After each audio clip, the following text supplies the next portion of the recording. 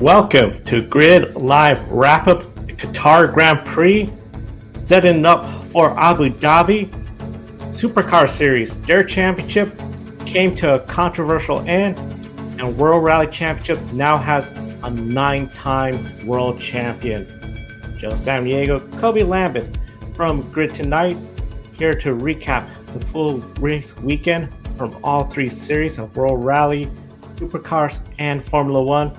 Big thank you to Colin Deschelle, Mark, Robin, David, Matthew, and Crystal for investing in the Grid Network through Patreon. Link in the video description. You can also invest through Buy Me a Coffee, YouTube Super Chat, and we encourage everyone to follow us across social media at Grid Network TV. And be sure to subscribe, because next race weekend, we're going to be busy. Formula One ended the 2025 year, and Formula E starting off the 2026 year, despite being 2025. Before you know, we're going to be talking about January and the full month of racing with that to come. And Kobe, Formula One Drivers' World Championship is going to come down to the last race at Abu Dhabi. The Abu Dhabi Grand Prix will be the scene where it will come down to potentially the final lap to see who is going to get this championship. Lando Norris, he is going to be entering the race weekend as the points leader. McLaren leading this championship pretty much from the start. They're hoping to make it to the finish. He's going to have a 12-point lead over Max Verstappen. So he needs to finish on the podium at Abu Dhabi, and the championship is his. First, second, or third, there's no way anybody could get around that 12-point cushion. Max Verstappen, he is in a must-win situation. And even if he wins, he needs Lando Norris to finish fourth place or worse to get that championship. So it's not just win and you're in for Max Verstappen to claim his fifth championship. It's win, and you need a little bit of bad luck for Lando Norris. Oscar Piastri, very similar situation. Must-win situation. He also needs to have Lando Norris finish sixth place or worse and have Verstappen finish fifth or worse. But can McLaren get the job done? I think that is the big question now after what we saw here at the Qatar Grand Prix, where, again, McLaren, front row sweep. Oscar Piastri on pole, won the sprint. Lando Norris second. The last winners from this race, starting from when we started coming here the first time up to last year, have all come from the front row. So it looked like it was going to be a very good opportunity for McLaren to put themselves in position to have at least maybe one driver to get a hand on the championship, maybe try to eliminate Max from a win and something ridiculous where he needs the drivers to not score points. But that all changed because of a big blunder on lap 7. Nico Hülkenberg, Pierre Gasly, they made contact. Hülkenberg went spinning, crashed out, could not get the car back to pit road. Safety car came out. During that safety car period, the field all bunched up. They come to the front straightaway, come to the pit entrance. The first two cars, so the two McLarens went by, but then Max Verstappen pitted. Everybody followed Max Verstappen except Esteban Ocon, who then went into pits a lap later because he had a penalty. So everyone pitted except the McLaren drivers. And with that, they all have one more stop. The McLaren drivers had 2 more stops and no guarantees for another safety car or a virtual safety car. That put them behind the ball for everyone. Poor position, because later on, lap 25, they came in to make their stops. They were behind. Once Verstappen and everybody made their last stop, they still had one more stop to go, and it was game over. Max Verstappen taking the win, 25 points, putting essentially the McLaren team in a spot where they saw Oscar Piastri take second place, but Lando Norris, fourth place. And really, it could have been a lot worse had Kimi Antonelli not got loose on the second to last lap, go wide, and get out. So overall, we heard the McLaren team, Kobe, on the radio said, well, don't worry, everybody gave up their flexibility. We have that flexibility. But it seemed that flexibility was not of any use, because at the end of the day, really, the only flexibility they had was if a safety car came out. You can't race thinking a safety car will come out at a track where it's hard to pass. field gets spread out. These teams, like McLaren, like Red Bull, Ferrari, Williams, they run software simulations of strategy, getting the best strategy they can. We heard Hannah Schmidt had said from Red Bull that when that safety car came out, everybody knew they were pitting. And they were shocked that McLaren was not pitting. They were like, we're still pitting, yes. Considering they have this kind of equipment, this kind of software, making recommendations like come into the pits, and you see everyone pit except the McLaren drivers. How big of a mistake was this for the McLaren team? I'm gonna say the exact same thing that I said in our private chat, Joe. After the race ended shortly afterwards, McLaren handed this race to Red Bull and Max Verstappen on a silver platter. It was just a give me, like for like the situation that McLaren were in. At a circuit, the Qatar, is not really good for car racing on four wheels at the very least. I know MotoGP has raced there as well, over the years, but all McLaren had to do, was come into the pit, maintain the track position. The race was theirs because, if they had that clean air out front, it should have been a straightforward race for Oscar Piastri, to win this, and Lando Norris, to have a solid run as well.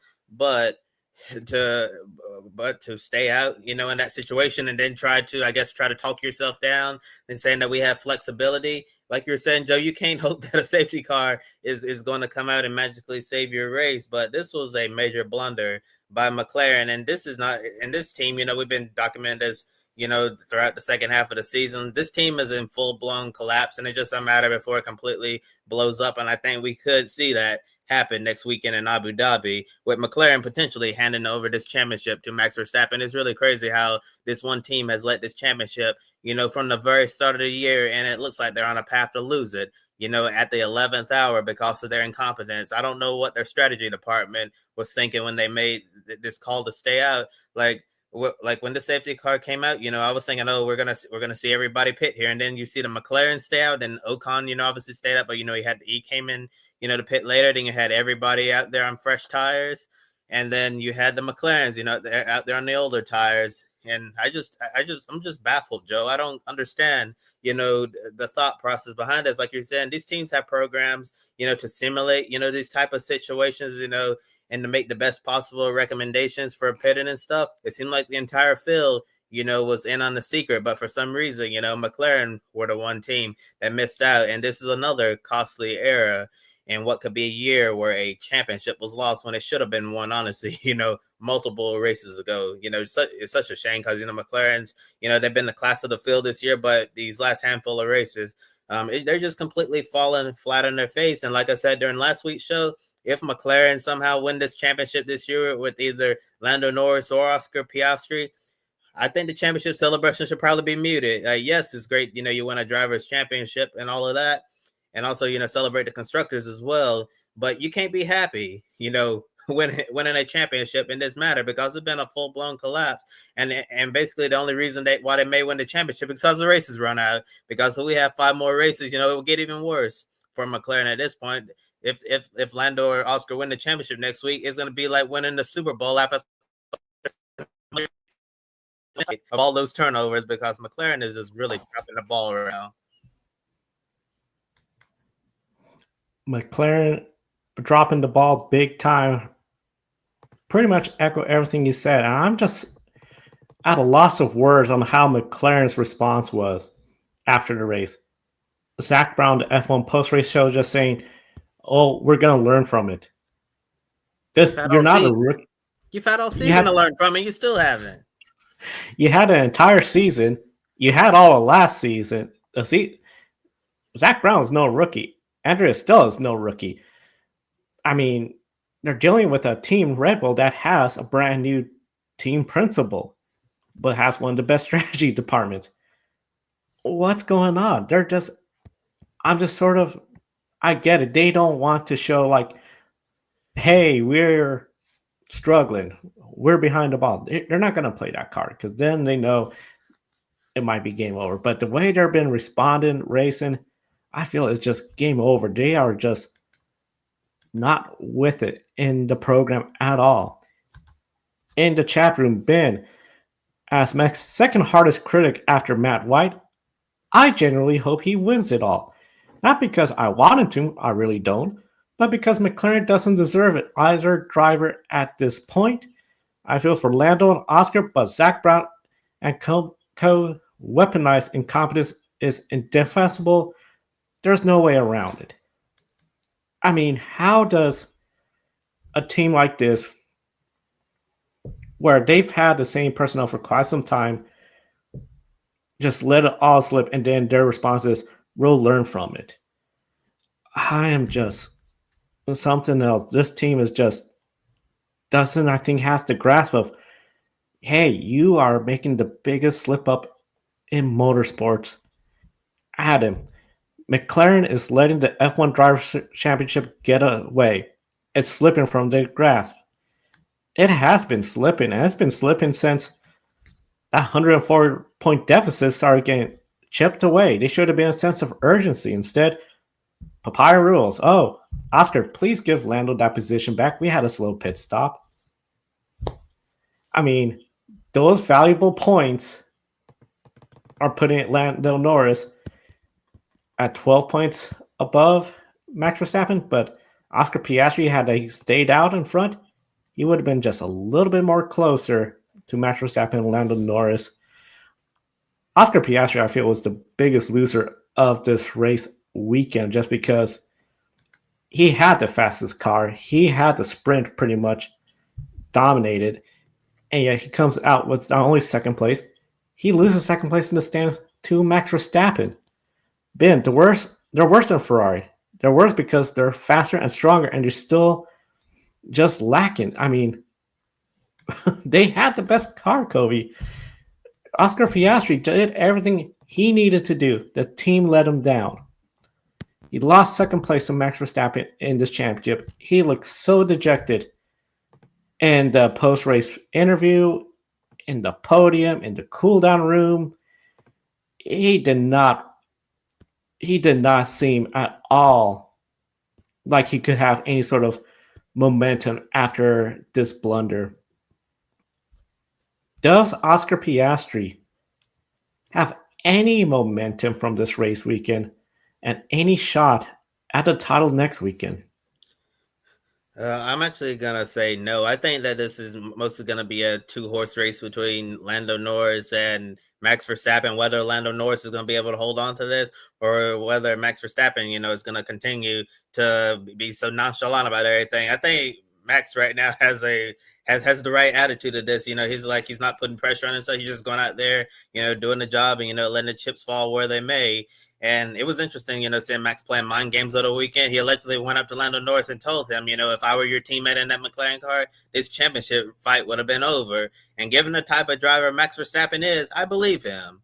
I do believe that Max Verstappen and Lando Norris were teammates at McLaren in that same car. I do believe Max Verstappen would have, they will destroy Lando Norris in that head-to-head battle and, ran away with his championship like he's done in the Red Bull in the past. And I know we like to talk about the papaya rules, treating both drivers equally. And looking at next race weekend, if you look at what Oscar Piastri has to do, he needs a lot more things to go right. He needs to win the race, and obviously has some misfortune for Lando Norris and both Max Verstappen. While with Lando Norris, he just really controls his own destiny in this situation. I think if McLaren were smart, and based on what we've seen in the last, handful of races or the second half of the season, they haven't really proven to us that they are smart. But if they were, the best thing to do would be to prioritize Lando, in this situation, and make sure that Lando's in the best possible situation to secure this championship, since he is their best chance. And given the fact that, Lando should be the priority, I don't think that Oscar is going to have, a lot of momentum to take this championship into next weekend. But who knows? We might see the papaya rules, and they might end up, screwing Lando out of a championship, because they want to prioritize Oscar and treat them equally. I know in F1 we like to talk about the number one and the number two drivers quite a bit, and I'm not a fan of team orders at all. But looking from strictly a business perspective, a common sense perspective, sometimes you need to have your number one driver for not necessarily for the whole season, but during that weekend. And if I were a team principal, my top priority would be getting Lando Norris a championship. But if the cart's falling away where Oscar can take the championship, by all means shift the focus to him. But Oscar, I think he's, not in a really good situation right now heading into next weekend because, he needs a lot more things to happen while Lando just basically just has to go out there, win the race, and the rest, will really take care of themselves. And I also want to respond to, Ben's comment about, saying that Zach Brown and companies weaponizing incompetence, is indefensible. And going back to what I said in the previous show, Joe, I believe if McLaren drops his driver's championship, I think some heads need to roll at McLaren. I don't, I know people, have their livelihood and all that. So I don't say, this lightly, but I believe, if you lose this driver's championship, people at McLaren have to get fired. Like, there's no way about it. I don't know who fired in this situation, but somebody, absolutely has to go because because this championship should have been a layup for either Piastri or Norris. It was that easy how they could have won this driver's championship. And if they lose it, somebody absolutely has to get sacked. Yeah, you bring up a really good point. This is not a situation where, okay, we were still good, second, third, but Max just came on. No, they've had serious mistakes from the double disqualifications, poor strategy, poor race management. The drivers, okay, they've had a couple mistakes here and there, but they've allowed the most dangerous driver on the grid, Max Verstappen, overcome a 104-point lead. In the case of Oscar Piastri, that 104-point lead is now a 4-point deficit to Max Verstappen.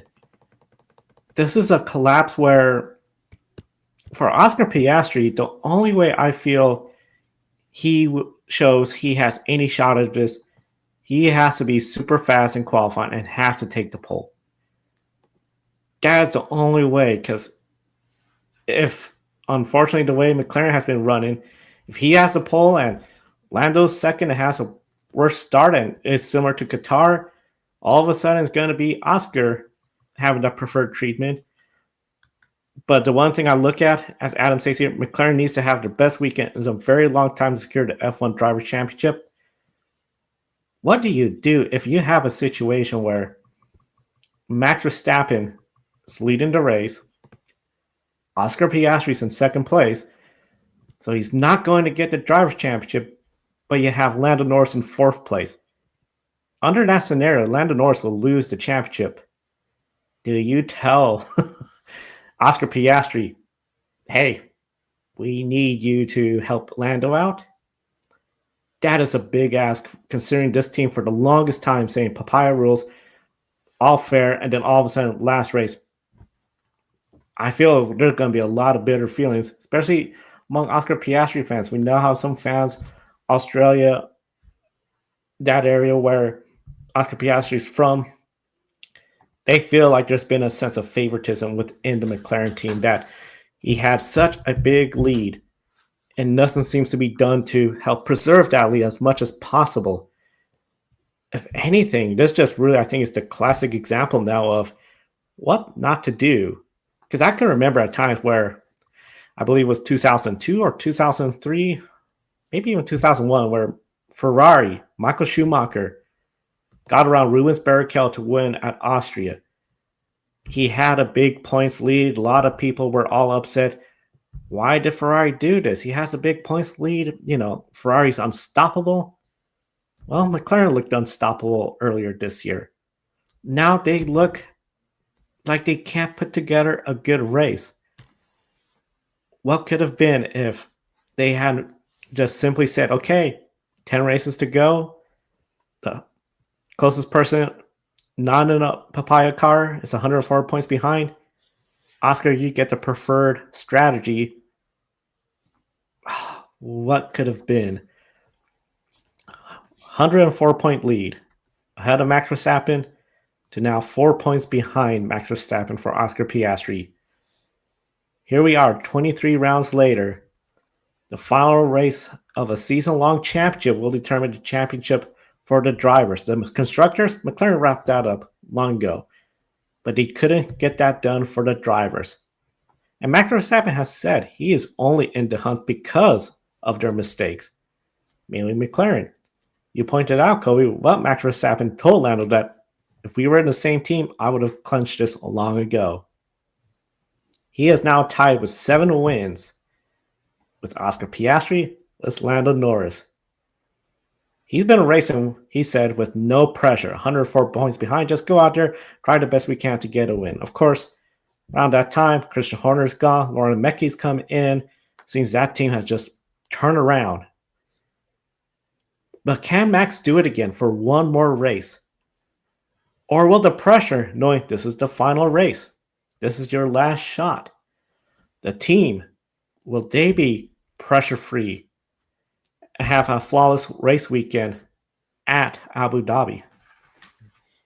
Well, I don't see the pressure getting to Red Bull and Max Verstappen anytime soon. The only thing I think that could derail his championship hopes in this final race is getting taken out, at the start on a restart if there's a safety car or some type of crazy, mechanical or electric failure that forces him to retire the car. And honestly, if I'm a betting man right now in Vegas, I'm gonna put all of my chips in Max Verstappen right now because I just like where he's at. I like the speed they've been able to unlock out of this Red Bull car. I like Max's demeanor. I think that everything seems to be aligning. For Max Verstappen to potentially steal this, I think he can go to Abu Dhabi. Show great speed in the free practice sessions. Qualify on pole or at least on the front row, and then just go out there and do Max Verstappen things. And if he does that, based on recent history, McLaren may step on themselves again, and then hand over this championship to Max, or we could see who even see something even more dramatic. Can you imagine Oscar and Lando tangling at the start of the Abu Dhabi Grand Prix and crashing each other out, and then Max Verstappen end up winning this championship? I don't know how it's going to happen, but I truly believe that Max Verstappen is going to find a way to win this championship, and I think McLaren could really be in trouble. I would rather be Max right now, on offense than being McLaren on defense, trying to preserve, a championship and what's been, and what could potentially be one of the most epic championship collapses, not just in the history of Formula One, but in the history of motorsport. So yes, I don't think the pressure is going to get to Max at all. And I think he can do it again and go out there and continue to rise, above the rest, because a lot of people truly believe that he is outperforming this car, because look what Yuki Tsunoda has been in that car this season, been completely non-existent. And if you had another driver in that Red Bull seat alongside Yuki Tsunoda, I think the Red Bull would probably be a midfield team at best, because Max Verstappen, he's doing extraordinary things. And as I've said, in our private chat earlier today, I believe if Max wins this championship, it'll be the most impressive of his world championships that we've seen so far. It would be the most impressive. I know everyone talks about 2021, him versus Lewis Hamilton, but we know the mess of Abu Dhabi 2021, which has really left people jaded about that championship, and that could have been a great championship. Well, hopefully we don't have any kind of mess with race officials doing such calls where, regardless of who wins the championship, whether it's a McLaren driver, Max Verstappen, and Red Bull, we just have where everyone could say, okay, that driver won the championship because they performed at the last race. And I say performed at the last race because at the end of the day, as we've talked about, if Lando Norris comes home third place and gets the championship barely, yeah, he'll be celebrating. He's the world champion, lifelong dream, pinnacle of motorsport, and you just defeated Max Verstappen. But just barely. You survived. Oscar Piastri was to get that championship. Okay, you had that, pretty much that collapse since Baku Street Circuit. Lost a lot of speed, and then the last 2 rounds, you just seemed to pick up something. Big sense of relief.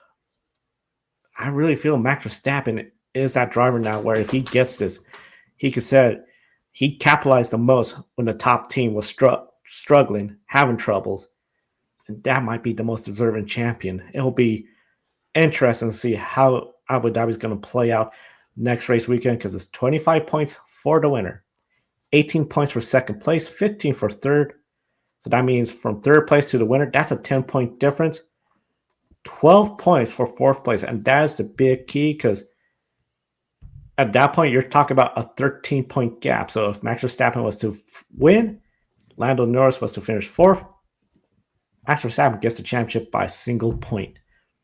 For Lando Norris, he controls the destiny. First place, obviously he's the champion. He could do it by second place, third place even. He just needs a podium. I get concerned that the team might be a little too conservative. Hey, you're in second place, just stay there. And then something occurs and he loses out on that. Third place or better for Lando.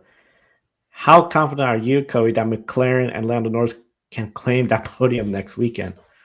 That's it. Well, I certainly think that he can finish on the podium, but my confidence in them being able to do what they need to do to win this championship, I'll be honest, is very low right now because I don't really need to go into what we've been saying so far in this show and previous shows about the collapse of this McLaren team, but given the body of work they put together in the second half of the season, like how could you have any confidence in them? I mean, head into the race, you're probably confident that McLaren were going to win this race over Max Verstappen, and then the caution came out when it did, and they completely dropped the ball with the strategy and all of that. And a situation like that, which make me not feel real confident in McLaren as a team, as they continue to let down their drivers, Lando Norris and Oscar Piastri, in various ways.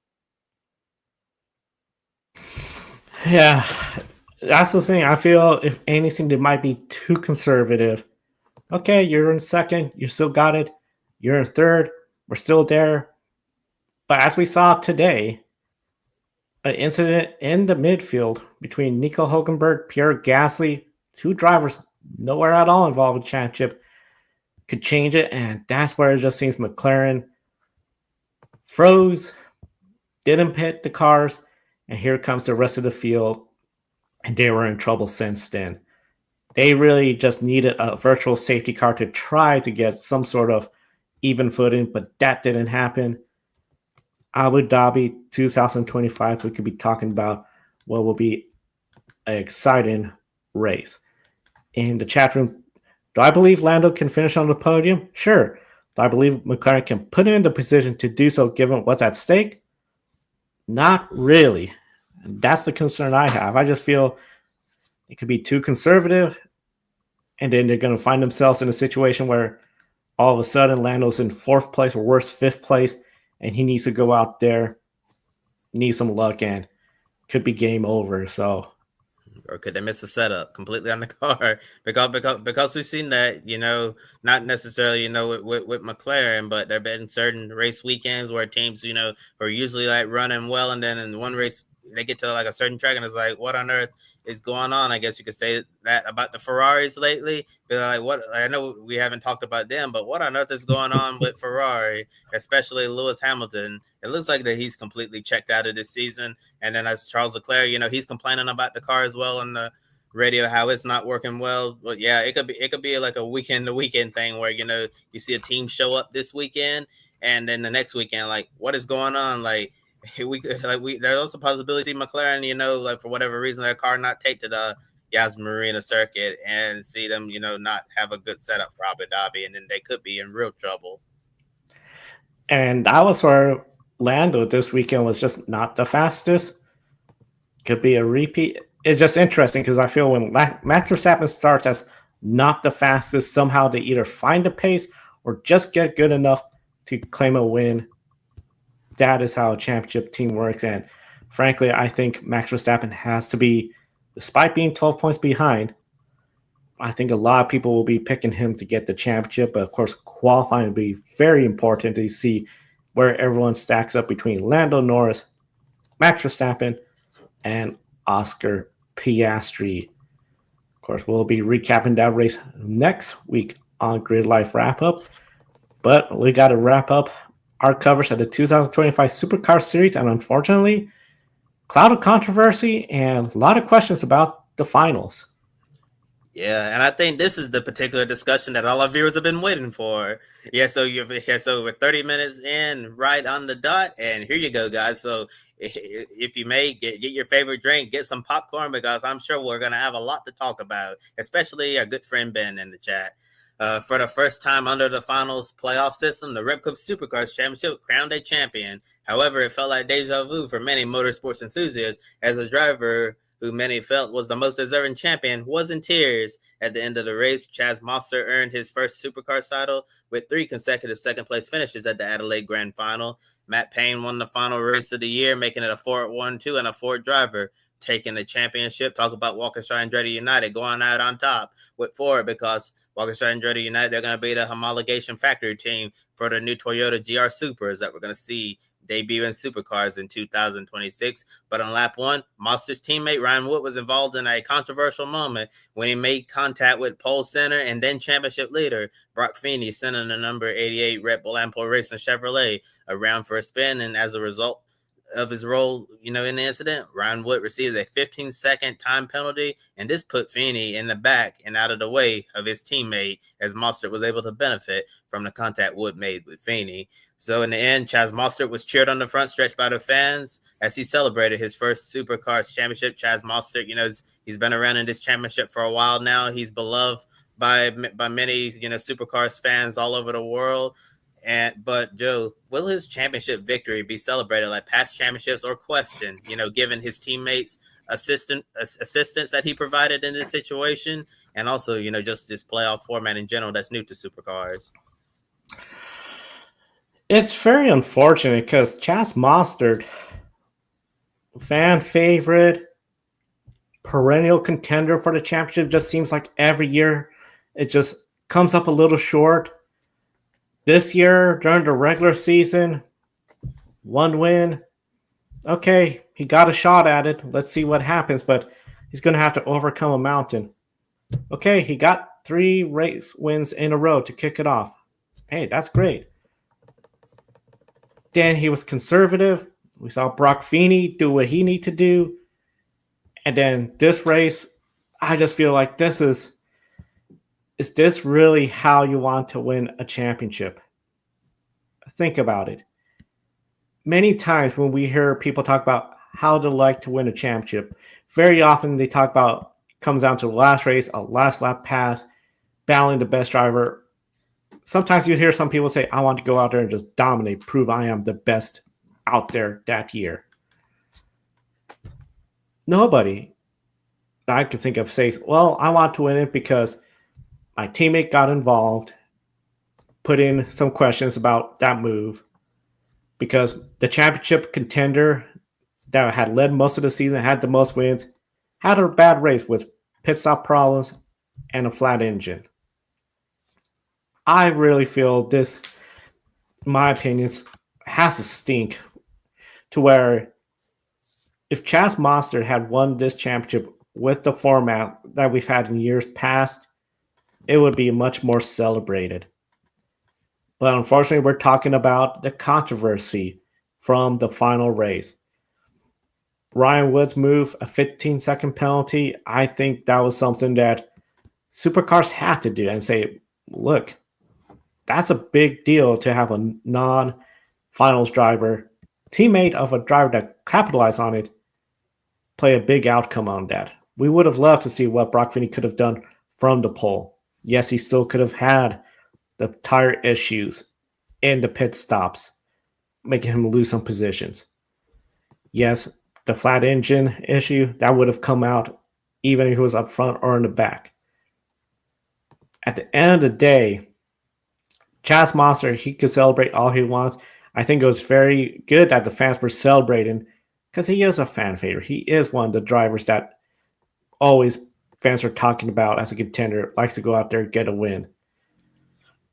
But I get a sense there has to be a little bit of a, wow, we got it. Similar to what you saw with Kyle Larson, where he finished second place in all 3 races this race weekend.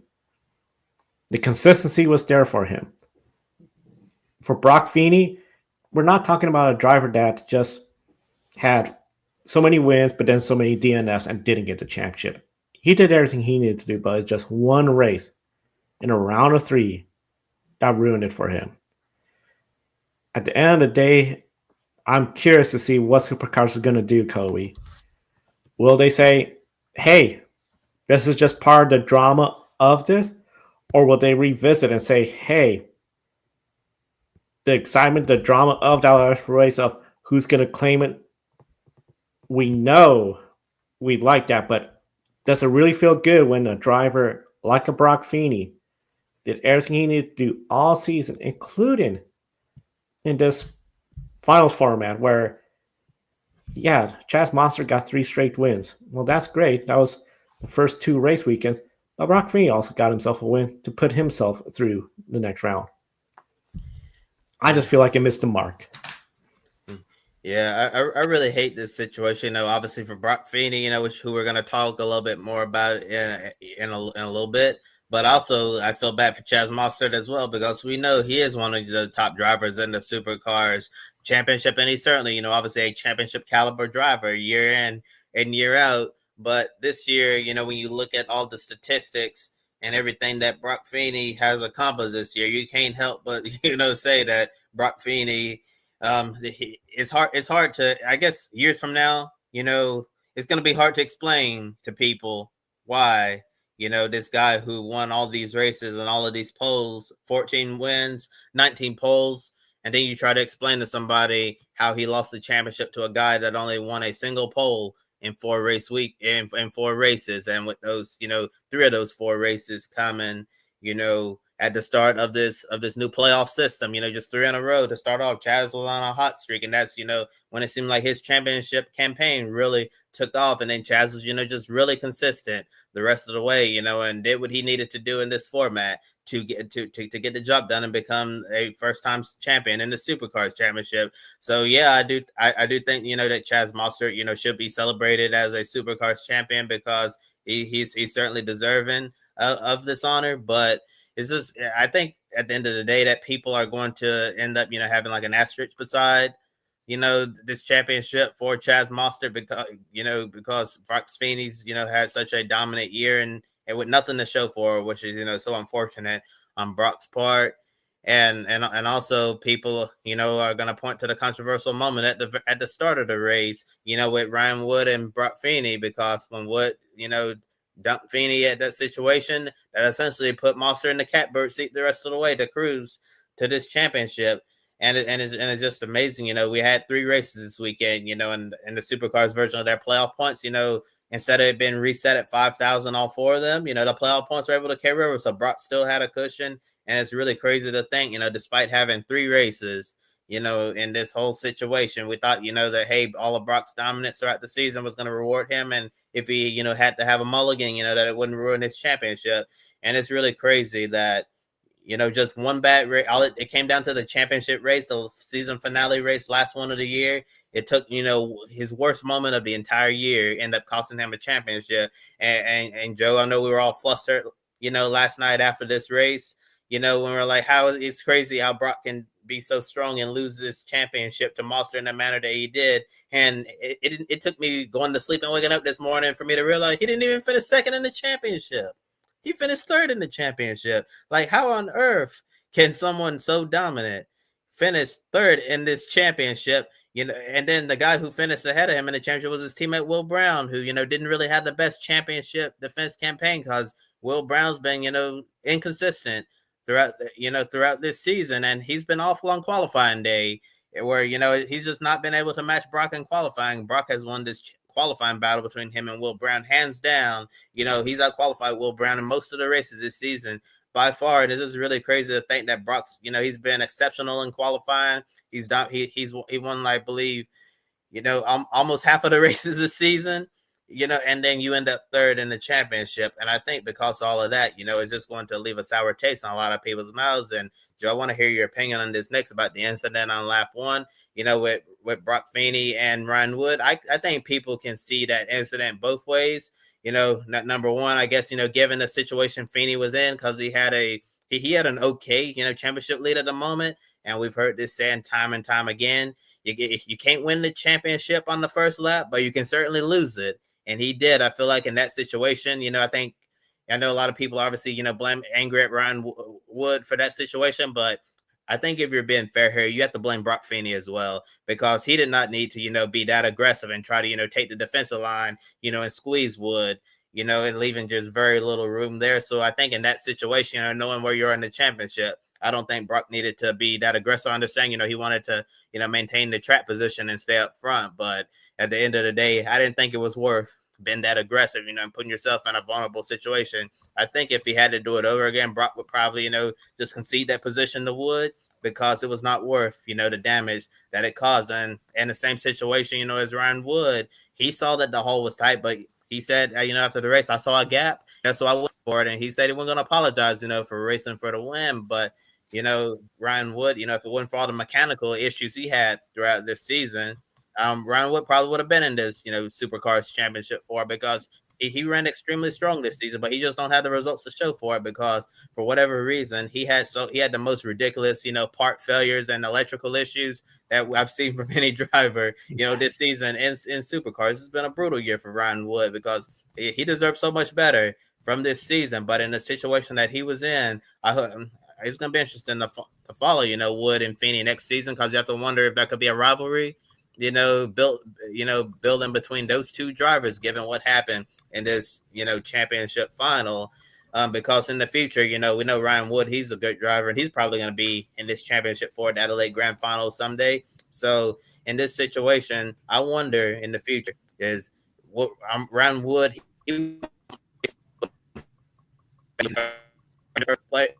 playoff 4 years. We see those drivers cut the championship for a lot of breaks during the races.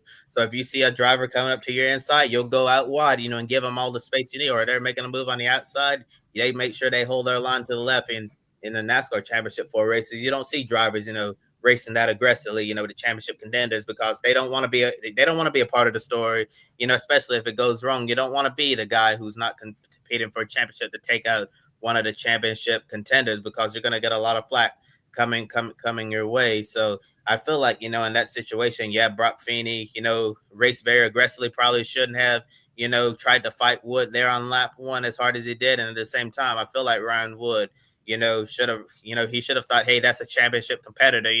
I don't need to force the issue like this on lap 1, that if I'm in a position someday, I would want people to give me room and race me with respect. So Joe, I just wanted to know how you feel about that lap 1 situation. Yeah, that's something where it's interesting because I feel quite often, as you mentioned, we do see over in not only NASCAR, where the non-championship drivers sort of give extra room because they don't want to be the person that ruins it. Even today in Formula One in Qatar, when Lando Norris got around Kimi Antonelli, there were thoughts, did he just go wide to give him that position because he's on the Mercedes power unit? Is he going to play ball or make him work for it? And quite often, I feel like it almost seems situational where either fans want to see the race and like, no, go out there, race hard. Don't make life easy for the championship, like a Ross Chastain. Or, race, but race like you got a bunch of mittens and you're sort of careful, sort of like a Ryan Blaney at Phoenix this year. But at the end of the day, lap 1, coming to turn 6 with, ironically, turn 6, Adelaide, 1994, Schumacher, Damon Hill contact. That was a championship decider. Here we are now, 2025, same corner. First lap, those two, Feeney, Woods, contact. Wasn't exactly the championship decider, but that put it into favor of Mostert, who never had to look back and worry about Broc Feeney. At the end of the day, Broc Feeney's going to probably look back and say, hey, I could have just ran my line, do what I need to do, and come out still ahead of Chas Mostert, regardless of where Ryan Wood was. Behind him, ahead of him, Chas Mostert would have been behind Broc Feeney. I know what Ryan Wood was talking about, saying that, hey, that last race, if I couldn't get around Broc early enough, it was race over. He just pulled away. But this was just not the move. I think when he saw, hey, Broc is not going to give me the space, let off. Yeah, you'll lose a position, but you're thinking big picture. Chas Mostert was going to get around you and be right behind Broc Feeney. Yeah, then your chances of a win are gone. But you know what? You're not in this cloud of controversy of you had a direct outcome in this championship. And I feel, as you said, this could be the start of an interesting rivalry between those two drivers, because the way we saw Broc after the race in tears, and you have a driver saying, No, I'm not going to apologize. I went for a gap. Even said, you pushed me into the wall. I don't think that's going to smooth over anytime soon. Yeah, for sure. And as we said, Spinney got spun out on lap one, and then he had right rear issues in the pits and his engine. It was misfiring, all throughout the race, which ultimately slowed him down. It was really crazy coming into the pits. Each time, he went in for his compulsory stop, they struggled to get the right rear on and then, put a new one on. It was, just a real frustrating situation in the pits. And then he was losing power on the straights. And then I guess one of the most devastating scenes of the race for this number 88 team was on the fact, when Broc was, I think he was getting lapped at the time. That his championship rival Chaz Monster blew by him on the straight. Like, there was nothing Feeney could do to respond. Like, Chaz was going so much faster, he just could not keep up, and it was just a feeling of helplessness for Broc Feeney as he went on to finish 20th place, his worst finish of the year, and the timing could not be any worse to have your worst day of the year. And despite a fourth place and a win in the first two races this weekend, Broc needed to finish in the top five to claim the championship, but the cards in the final race were stacked against him, and his dominant season ended with no title to prove that he was the best driver of 2025 in Supercars. And in 34 scheduled races, here in 14 wins, 19 poles, 20 podiums, and finished third in the final standing. The champion, Chaz Mostert, had 4 wins, 14 podiums, and 1 pole. As we mentioned, 3 of his wins came in the first 3 races of the finals. Will Brown finished second in the standings. He had 2 race wins, a pole, and 13 podiums. And the top 2 finishers in the standings combined, they had fewer than half of Feeney's wins. Joe, how devastating is this for Triple A's Red Bull Ampo Racing and Broc Feeney, who ended a dominant year empty-handed? It's going to look really crazy, in the history books.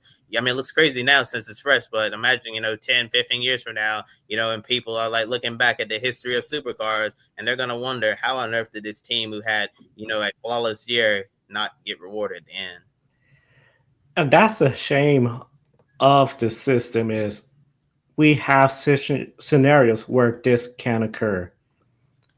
Where at the end of the day, Broc Feeney, a season, you could compare it to Shane Van Gisbergen, who used to be with that team. Jamie Whincup, who went out there, dominate, and claim a championship. He dominated. He did what he needed to do, and if this was a full season standings, without a doubt, he's a champion, even with this last race. But we have this new system, and at the end of the day, he could only walk away by saying, "Hey, I got all these wins, 14 wins. I got all these podiums. I got all these poles. But one bad race prevented me from claiming that championship because somebody else finished second place all race weekend and just had a better weekend. One better race." This not only stings for Broc Feeney, who, let's be honest, we always think of Triple Eight Racing as sort of the team in supercars that will get it done. From Shane Van Gisbergen, from Jamie Whincup. They are, if you were to think of like baseball equivalent, the New York Yankees are now the Los Angeles Dodgers of supercars. They're just expected to go out there. But it's not a given. You're going to have Will Brown, your teammate, the defending champion, now ex-defending champion. He's going to be back. The other teams, they're catching up. Look at Matt Payne. Won this race, won Bathurst. He's going to be a contender. Waukesha Reddy, Toyota. What's Kai Allen going to do next year? This series is going to get pretty competitive before you know it. And you could just look at Jamie Whincup towards the closing moments of the race. Sort of, I think once they realize, like, we're losing this. We're going to lose it. How upset that was. For the team, one of the best seasons. And, I mean, they got nothing to tell their sponsors besides we won 14 races with Broc, 2 with Will Brown. 16 races in a season that has 34 races. But we don't have a championship trophy to show. We got a team's trophy. But even when they presented that to Jamie Whincup, he said, "I've never felt so hollow." That, I think, is just so devastating. It is such a dominant season. At the end of the day, not only do you have nothing to show, there's no positive sense really of accomplishment. Instead, it's just sort of this feeling of it slipped away from us. And that's why I think it's really disappointing. Yeah, yeah, it's just really sad. Like you saw, on the cool down lap, Brock was wiping tears from his eyes, and as soon as he pulled into his pit stall, he jumped right out of the car and he went through the back of the garage and went into the team hauler to cool down, and to collect his thoughts. And then when he courageously come out, to give the post race interview, he was still, holding back tears because it was just, a devastating moment, probably the lowest moment that he's ever felt in his racing career, because Broc Feeney did absolutely everything right this year. He went out, won a bunch of races, entered this playoff system, as the number one seed. He performed, extremely well throughout the season. Of course, had a few minor hiccups here and there throughout the year, but it's really hard in motorsports, to have a completely 100% perfect season all the way through. But he was the class of this year's Supercars field. And then, the first two races, you think, okay, everything's looking good. And then, he obviously has a great qualifying session to end out the year. And then you think, oh yeah, all you have to do is finish and then it's going to be good. And then all of a sudden, it just comes undone.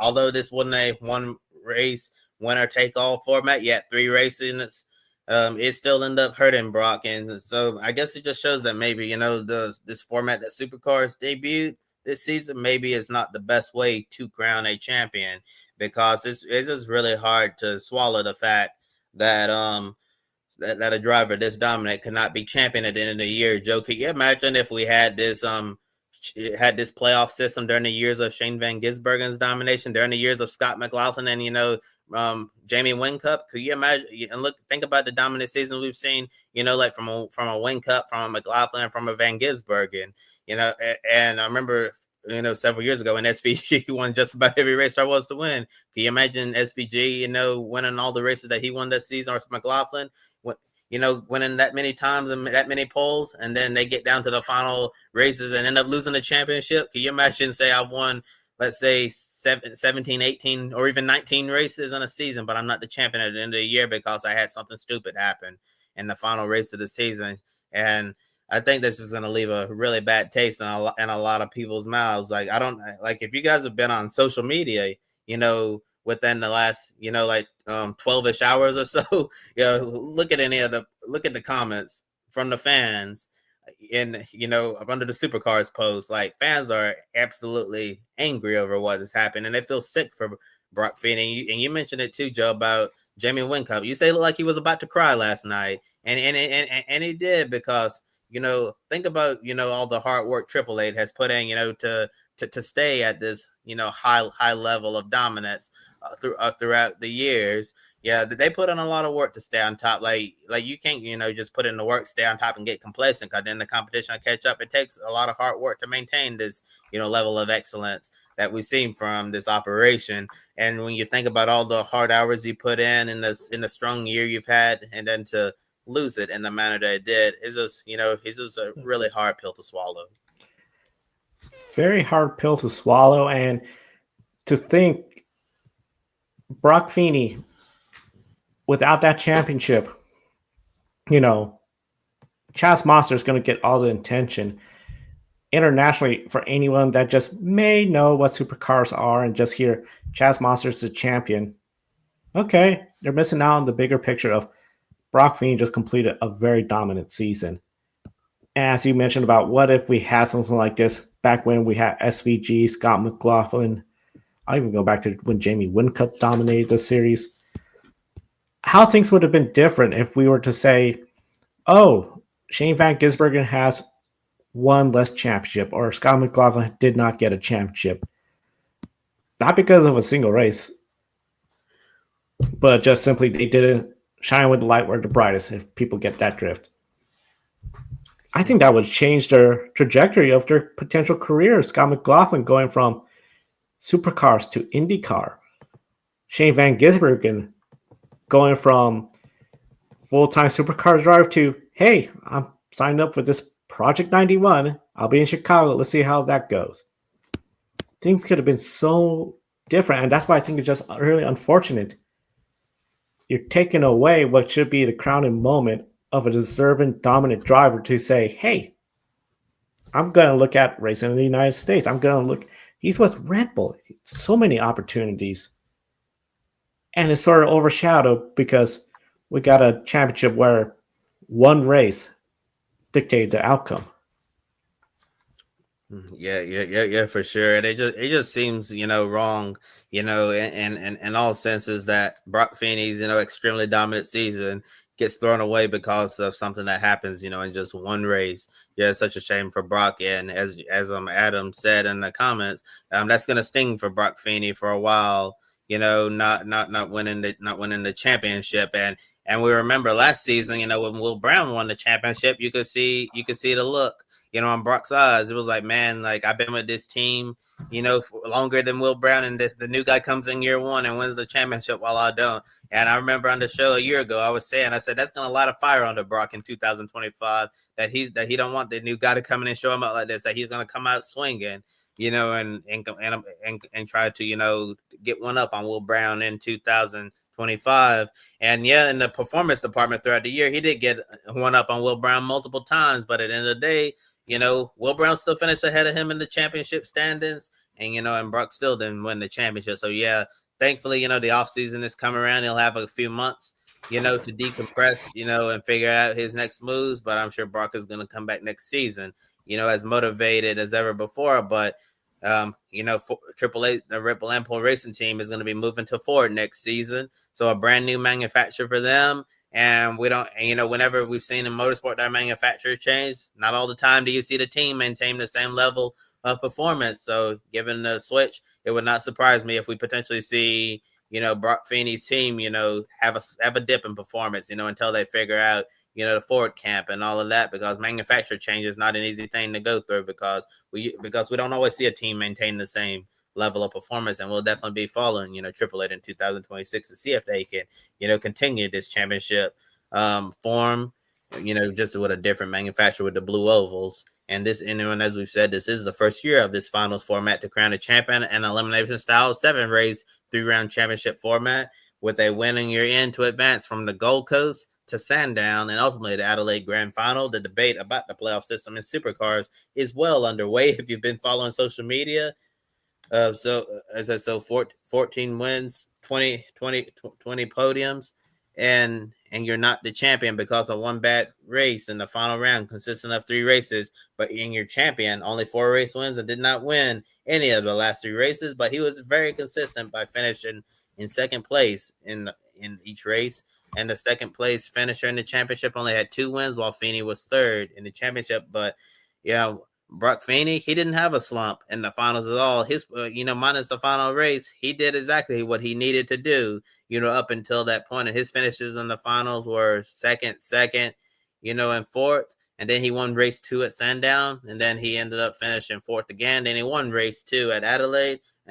And then he was up front, for the season finale race, but ended up finishing 20th after, the contact from Ryan Wood.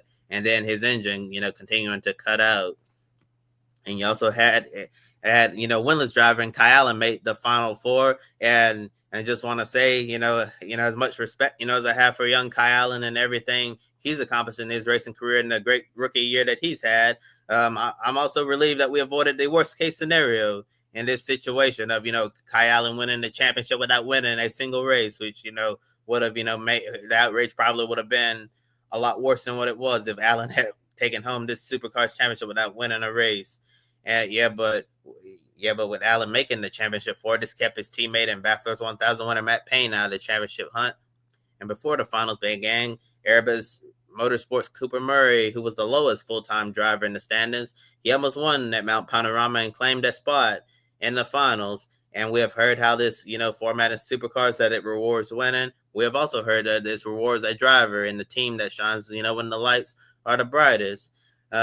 But we know across the pond here in the United States, another driver, the number 88 Chevrolet with Red Bull sponsorship, was left in tears after failing to claim the championship despite winning 10 races. And I think we can say throughout the year, Joe, Broc Feeney absolutely shined, when the lights were the brightest, from beginning to end. Yeah, and although he did exactly, what this format says it's supposed to consist of, he's still not the champion at the end of the day. So do you think, the inaugural run of the Supercars finals negatively impacted, the 2025 season as a whole? I would have to say, when it comes to the 2025 Supercar Series Championship, considering we were coming off 2024 where Will Brown got the championship, not exactly in the most dominant fashion like what we're used to with Shane Van Gisbergen and Scott McLaughlin, but just enough to where, okay, we got now this finals format. Let's see what it does. I think what a lot of people were curious about was the final round being 3 races. So it wasn't just one race to decide it all. It wasn't every driver on equal footing. Broc Feeney had the most points entering this weekend, but it was not because he had earned that. It was because it was the way it was resetted. Kai Allen, no bonus points. And at the end of the day, despite a win, wasn't good enough because Chas Mosher was second and second. Do we really want championships to come down to the last race of the year, guaranteed to do this every year, but at the risk that the driver that had been so good all year long and so good all finals long could have one bad race and the championship suddenly slips away? And this wasn't because Broc Feeney messed up. I know we talked about the first lap, first corner, he probably would want to get it back, but even after he fell back there, he was putting down fast lap after fast lap after fast lap. Then the pit stops, and that put him back. Then the engine. Broc Feeney was shining when the light was the brightest, when he was in the back and started working his way to the front. This system, the only thing it guarantees is the last race of the year, you're going to have the championship still up in the air. You don't know who's going to win. And that's, I think, is the big problem. You don't know who will win. This isn't a sport where you go into the World Series, the NBA Finals, the Super Bowl, and you don't know who's going to win. There might be a favorite here and there, and there will be an upset winner here and there. In the world of sports betting, clearly people will see who the favorite is and who's the underdog. But in a case like this, where it's just so unpredictable, and it could have been worst case scenario if Kai Allen just went out there. Imagine if he had gotten second place, and then all of a sudden you tell me he is the champion without winning a single race. I think this really has to be a wake-up call for Supercars to say, look, our fans are not unanimously around our champion. You don't have to be a fan of Chas Mostert, but at the end of the day, you don't have people saying, well, Chas Mostert's not my driver, but he had a great season. He's a deserving champion. You don't have that. You lost that now. You put yourself in a mess where this is going to be the new norm. Questioning, is this the rightful champion? And considering what you have brought up, how Cooper Murray almost pulled off what maybe we'll compare to a Harrison Burton effect of when you're in the championship, despite having a really lousy season, you're going to finish up ahead of drivers that have multiple wins. I think at the end of the day, this does negatively impact the 2025 season in the sense that it's not leaving us with a sense of what a season, we got a champion, I can't wait for next year. Instead, it's leaving everyone talking about, what was that? What did we just went through? Even during the race broadcast, I feel like as they were going through the last few laps, the commentators, the pit reporters, I think they almost seemed to lack excitement, like when they were talking about what's going on with Broc Feeney. And it almost seemed like people were just really sorry for him because they felt like this is getting away from him. And This just does not feel right, and that's a very unfortunate way to end your season. Yeah, definitely really unfortunate. And I saw some people online, were trying to calculate, what the points would have been if it was like the format we've been using in Supercars, full season points. And I don't remember the exact numbers, but I do remember it showed that Feeney, would have won the championship by well over 200 points, as he should have. So in a normal year, Broc Feeney would have been the rightful champion. And he would have wrapped up the championship early before the final race of the season. I believe it showed Chaz Monster would probably be maybe around fourth, fifth, or sixth in points, and it showed Chaz he was like over 600 points back. Of Broc Feeney to show you to really put it into perspective how far ahead Feeney was, compared to the rest of the competition. And I do wonder, after 1 year, if Supercars will make tweaks to their championship format. But if I was guessing, I think they're probably going to, run it back again next year, just to see what will happen.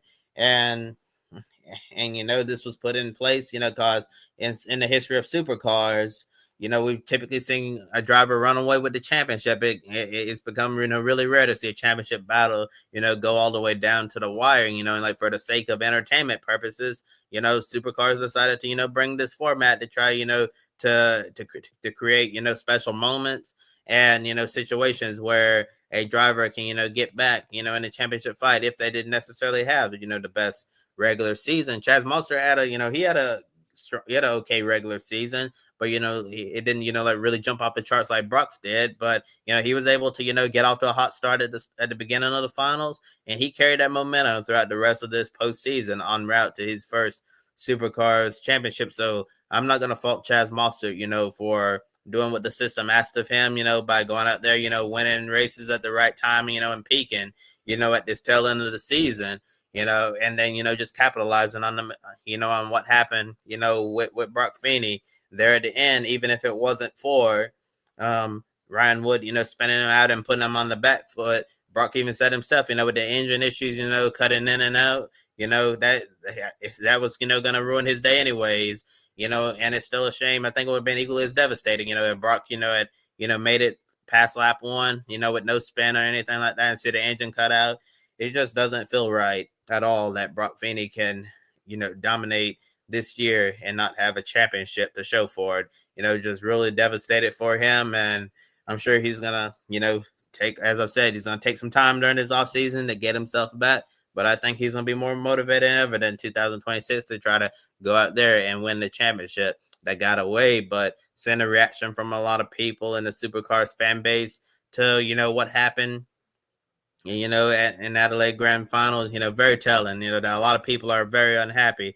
I even saw comments from fans who said that, hey, Chaz Mostert is my favorite driver, and even I don't like the outcome of this. So you even have Chaz Mostert fans admitting, that it just doesn't feel right, that Broc Feeney doesn't have, Broc Feeney isn't this year's Supercars champion. And moving forward, it's going to be interesting to watch and see, how this, finals format will continue to go in Supercars, since we obviously expected to be back next year, or if it's going to evolve and they decide to make changes, because of what happened this year to Broc. And another story we've been following this weekend, we had two NASCAR drivers participate in the weekend at Adelaide with the 2025 Xfinity Series champion Jesse Love in Dunlop Super 2 with Image Racing, and Cup Series driver Austin Cindric and Supercars with Tickford Racing a wildcard entry. Both of them brought an American presence to Australia's top race series. Supercars are getting more international attention after the arrival of Shane Van Gisbergen into NASCAR, and in return, many stateside throughout the weekend, they were falling in love in Cindric's cameo down under. And starting with Jesse Love, he didn't finish race one due to a broken right front shock absorber, but he finished 14th in race two and showed tremendous improvement as he battled for a top 10 spot towards the end of the race. Austin Cindric finished 23rd in races 1 and 2, and then he was the 21st. In race 3, he finished several laps down in race 2 after getting hit by no other than the champion, Chaz Mostert. And when Chaz Mostert was at the post-race press conference, they asked him about the incident with Cindric and if he had anything to say about it. He told Austin Cindric, "Welcome to Australia," in his sarcastic manner. So, Joe, we've seen more Supercars drivers, come to America to race. We've seen, Will Brown, in the Xfinity Series, with Kyle, we saw him, try to run the Chicago Street race, but, got, caught up in an early accident. We've seen Cam Waters, he made a cup start at Sonoma last year, saw him, run a few truck races as well. We've seen Broc Feeney, he's publicly said that he wants to do a NASCAR race, so badly. So there's definitely a lot of interest, from supercars drivers wanting to come to America to race in NASCAR. So in return, do you think we could see, drivers, from NASCAR go to Australia more frequently, after the season ends, especially, if we see an uptick on performance in road courses next year from Jesse Love, and Austin Cindric? And how will you rate those two NASCAR drivers' performances in their supercar race weekend debuts? So their supercar season series debut, I feel it was a little, I would say, just rough around the edges, just because we know, especially Austin Cindric, a lot of road course racing experience. I think there was a lot of people thinking, oh, he's going to be a contender, at least racing towards the top half. Well, okay. That one race where he seemed to have quite a bit of damage from the chicane hitting those tires, okay, that's something else. Overall, I feel like it was sort of like a big learning experience just to better diversify his career, his racing portfolio. Because we don't know 100% what's his fate with Penske, especially since there was a big change up in Penske where a lot of folks point to Tim Cindric being gone. What could be his future? Maybe he just feels like, hey, I need to start looking at more of these other series where there's going to be a lot more road courses. Maybe just try to see if I can learn something, considering this is where SVG came from. And of course, another fellow Penske driver, Scott McLaughlin, came from. But Jesse Love, I think this was a brilliant move. It almost seemed like he was there having a good time. It almost seemed like that feeling of when you see a driver out of the regular series, somewhere else, trying something different, having fun. It's the off season, less pressure. It just seemed like that was his weekend. And I think he could be somebody of a big contender next year and just use that as sort of positive momentum, just a feel-good attitude entering 2026. I personally would love to see more Americans go over to supercars and try that out. Kobe, I remember there was the rumors about Connor Zilich maybe doing that. Didn't work out. There was even rumors of Kyle Larson. That didn't work out. Those are drivers I feel that could really have the pedigree where really I think a lot of people will be anticipating better results from them. But still, everything from shifting now with your left hand because you're sitting on the right hand of the car. The competition's different. The tracks, the competition itself is fierce and not forgiving.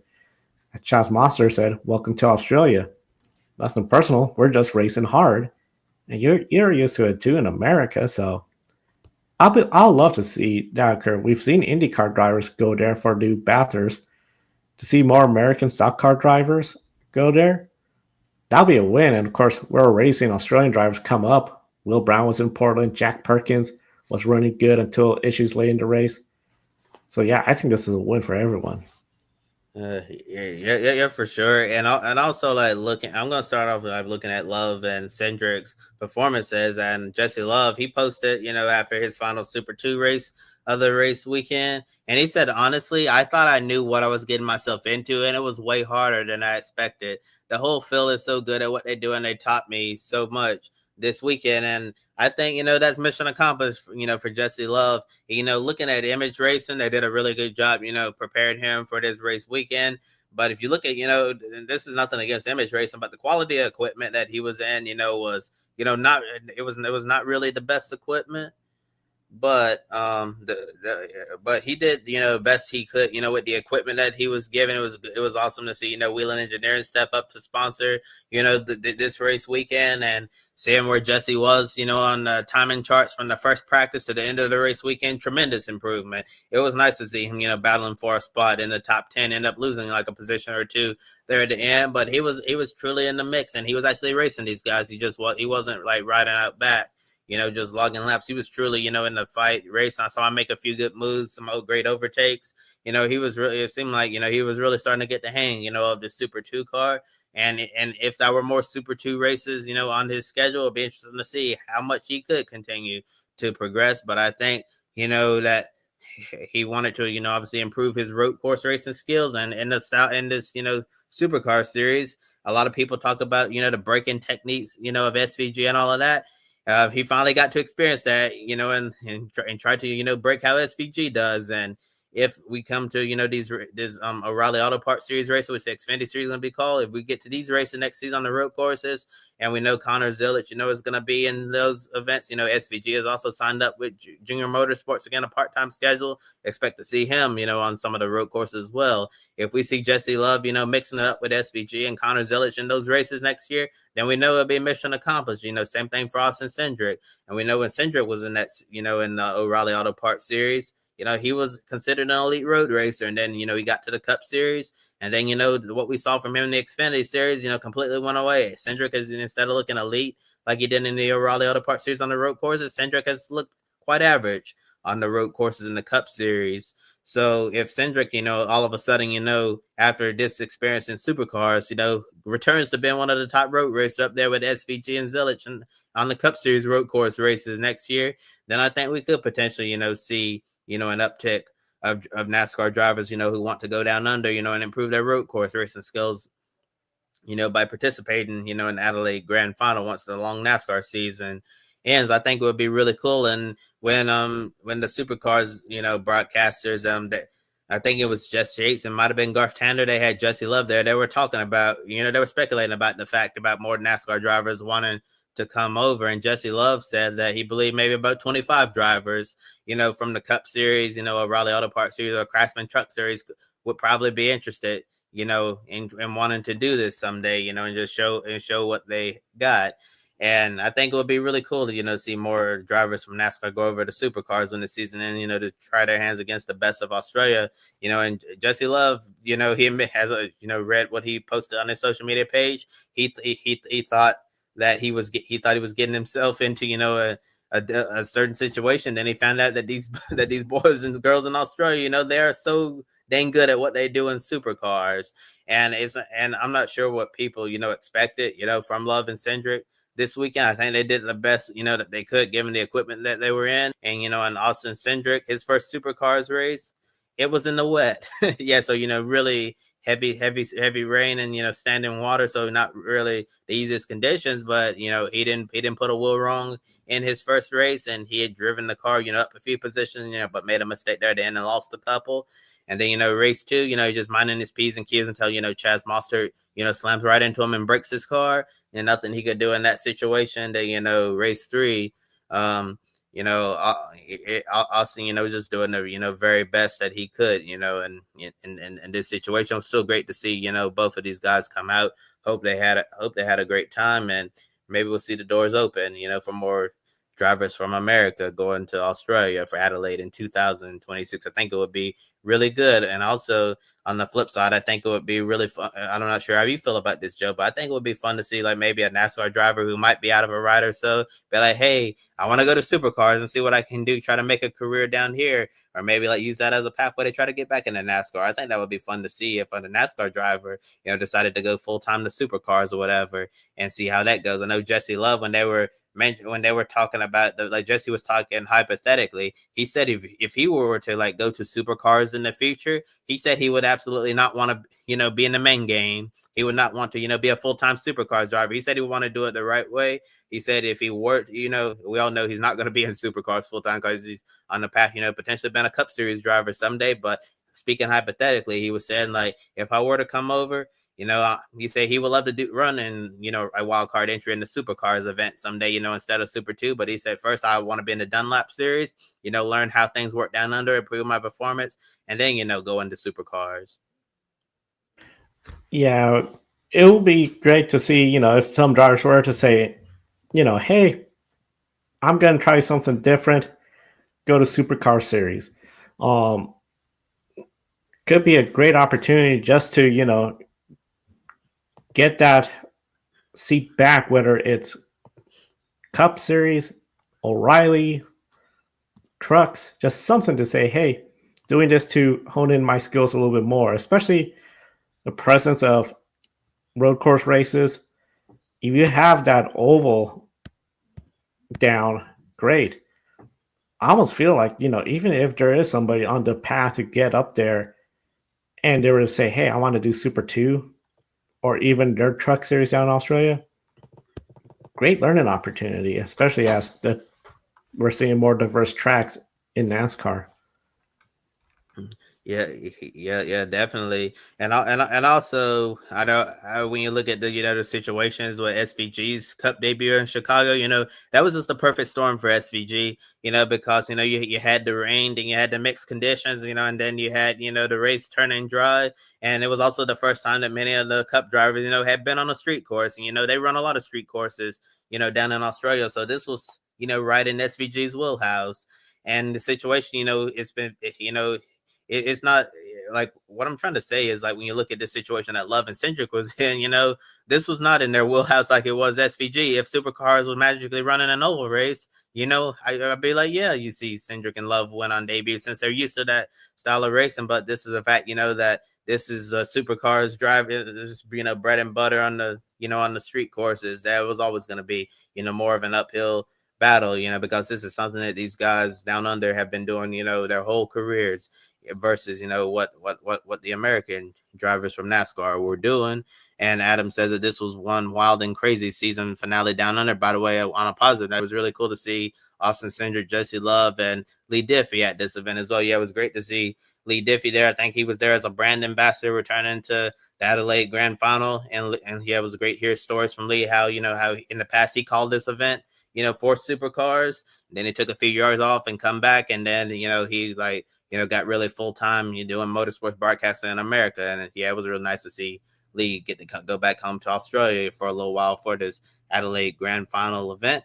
And I believe it's a good time to put a bow on this Adelaide discussion and be sure to continue leaving your thoughts on everything that happened, in the season finale race weekend for the Repco Supercars Championship. So from one season finale to another, in the World Rally Championship season finale, the title came down to the final stage of the year. Sebastien Ogier, who started the season as a part-time effort, ends the 2025 season with his 9th WRC championship, taken away from his teammate at Toyota Gazoo Racing WRT, Elfyn Evans. Thierry Neuville, the winner of Rally Saudi Arabia, in his title defense campaign with a win. Ogier finished the rally in third with Evans in sixth. That's 4 points, separated the two. Joe, how surprised are you that Ogier claimed the championship despite not entering all the rallies? And what does this say about the state of WRC? It's interesting just because I feel when you have Sebastien Ogier coming in, I'm doing part-time and I'm still so good that, I'm just going to go for it. I'm going to go for the championship. It just sort of makes me think, why not just race full-time then and just really make it to where if you're racing full-time, the series is promoting all the drivers out there, including you, Sebastien Ogier, to be one of the regulars to come out and watch. The fact that he claimed this 9th championship, that's super impressive.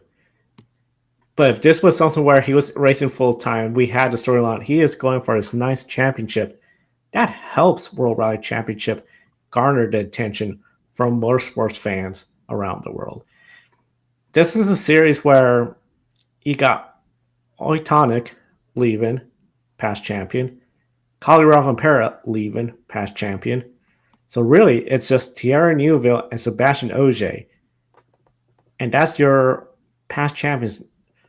I mean, it just makes me wonder, as a series, how is this series going to continue growth if you lose drivers that are past champions, you have drivers that are full-time and can't get the job done? I do feel bad for Elfyn Evans. This was his opportunity. People were talking about last year that, hey, you don't got Colly Rovanpera, you don't got Sebastien Ogier. This is your opportunity to shine. Nope, Thierry Neuville got it. This year, it looked like it was going to be him, but he couldn't get the job done to his teammate, Sebastien Ogier, who just was not racing full-time, but then decided, hey, now I'll go for the championship. My hope is if there is any discussion of Sebastien Ogier going for championship number 10, he races full-time next year. Just announced that he's going to be full-time effort. because that'll be the big storyline going into Rally Monte Carlo in January. That Sebastien Ogier is back full time. He's going to try to get his 10th championship. It doesn't help your series when a part-time driver comes in, wins when he does race, to the point where I changed mine, I'm going to run full-time again.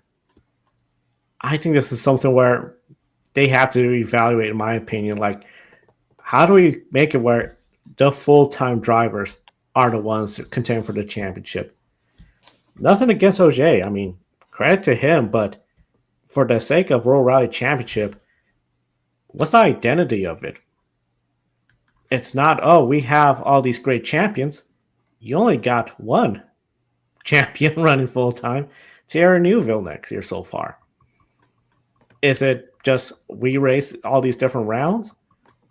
Well, that's great, but if your championship hunt goes to a driver that you may not see at your closest rally race, like Rally Sweden or other rallies where Ogier doesn't run, what are we doing here? I mean, I think that World Rally should start looking into how we grow the series, and particularly maybe just look into, if you're not running full time, maybe there should be something point-wise that doesn't count towards you or something, because we want to see our full-time drivers get the headlines, get the attention, and keep the attention on World Rally Championship.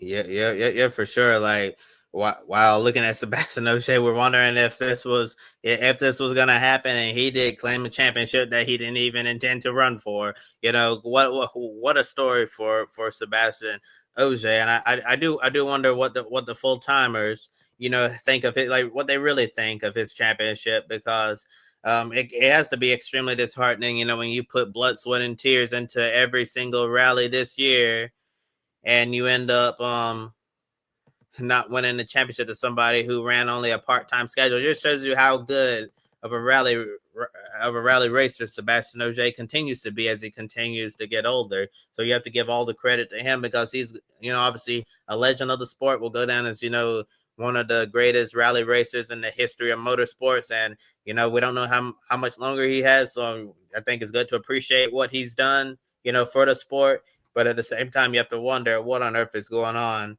with the World Rally Championship and the identity of this series. And it does make me concerned, you know, about the future of this series. You know, if we have a part-timer who can come in and win these rallies, like, what does it say about your full-time guys? Yeah, that they're dropping the ball, that Ogier missed a few rallies and he ends up winning the championship, when you've had some of these guys, you know, who have run every single rally and you don't win it.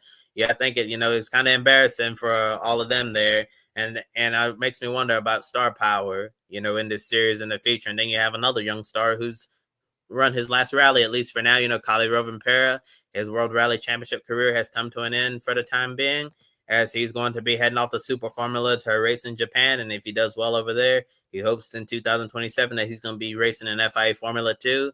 And then 2028, 2029, who knows where he goes from there. Could potentially see him, you know, in Formula 1, you know, with Haas.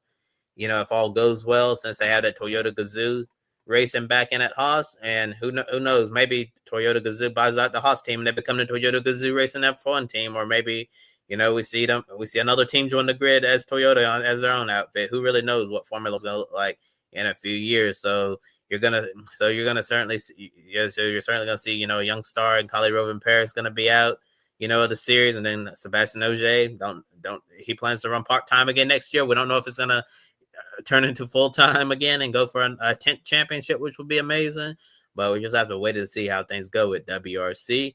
And we're coming up on 90 minutes on the show, so we're almost out of time. Now it's time for our great one shining moment from this racing weekend.